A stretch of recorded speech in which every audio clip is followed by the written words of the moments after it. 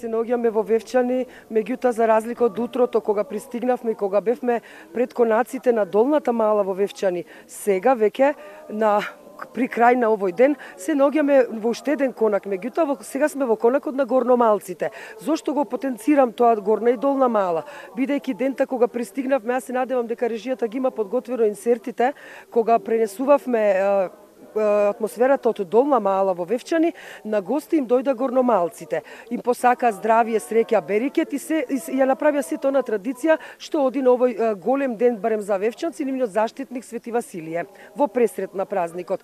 Кога сега дојдовме во Горна мала пред нивниот конак пак, внатре ги најдовме луѓето од Долна мала. Тоа значи дека тие си разменуваат различни адети, но во суштина тоа значи си посакуваат желба, берекет, благосостојба. Меѓутоа, зошто е ова важно и зошто велам го потенцирам? Затоа што веќе години наназад, ако не и векови, ривалитетот помеѓу Горна мала и Долна мала постои.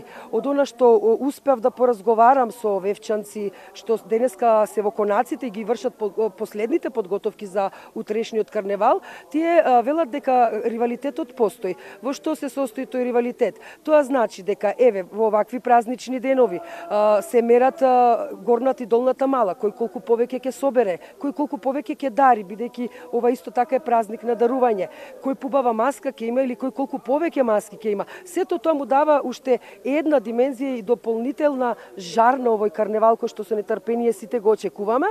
Инаку само да кажам дека како и претходно што известивме, ние од утрото кога пристигнавме се обидуваме да тропнеме од врата до врата, од подрум до подрум каде што се подготвуваат маските. Меѓутоа вевчанци љубоморно ги чуваат сите детали. Единствено што успеавме да разбереме е тоа дека традиционално на овој карневал или театар на отворено, како што милуваат вевчанци да го кажат, ќе бидат исмејани, ќе бидат искритикувани општествените случувања, а се разбира дел од тоа се и политичарите.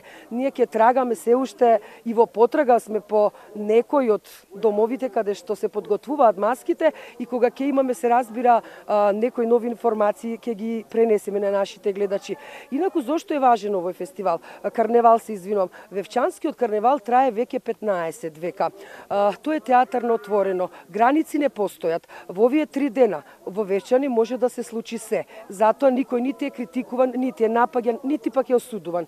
Иако годините наназад, особено Сдруженијата за заштита на правата на животните ги го критикува Вевчанскиот карневал, бидејќи како што велат се однесувале нехумано, василичарите се однесувале нехумано со животните. Меѓутоа, како што ни беше кажано денеска претходно кога разговаравме со историчарот Славчо Даскаловски, најверојатно и годинава ќе се внимава да бидат запазени правата на животните, но бидејќи никој не знае што ќе се случува утре, какви маски ќе има, можеби ќе има изненадувања. Ние велам се наоѓаме сега во конакот на Горномало, ќе влеземе и внатре да видиме дел од атмосферата и ќе ја пренесеме во следните изданија. Кристина, ако има прашања, повели. И би сакала пред се, доколку нема прашања или ако одговориме на прашањата поставени од студио, да кажам дека имавме среќа денеска да бидеме гости на семејството Илиевски. Тоа е семејство кое е прва петорка на Балканот близнаци родена, меѓутоа за жал едно од нив почина одамна, останаа 4 од близнаците и нивниот постар брат Васил. Јас ќе ја повикам режијата ако е подготвен прилогот да го слушнеме, секако се разбира доколку претходно нема некои прашања. Пред 2 години сопругот, сега починат, се ветил да е кум на Свети Василија и пошто како традиција е секоја година си има свој кум, мислам не е нешто онака, како би се рекло, како една визита или имен ден пона, се носат кифли, сувомеснати, тоа оди од кумот, благите, но традиција е и секој кој што сака, кој што има желба, си носи нешто свое праено во самиот конак, да. Така. Ја верувам дека македонската јавност се сеќава на овие 4 близнаци, ќе ни кажете колку години има, ќе ни се представат. Тие бе една своевидна атракција кога се родија. Мене ми е задоволство што лично ги пратам уште кога беа бебиња. Кажете ми како е да се биде мајка на 4 близнаци на уште еден син. Па, мислам дека гордост е да се биде мајка на сум повеќе. Сега не знам како младите тоа го сваќаат, но ја не сум од кузни колку постара генерација, али сепак е, не знам, богатство да се има.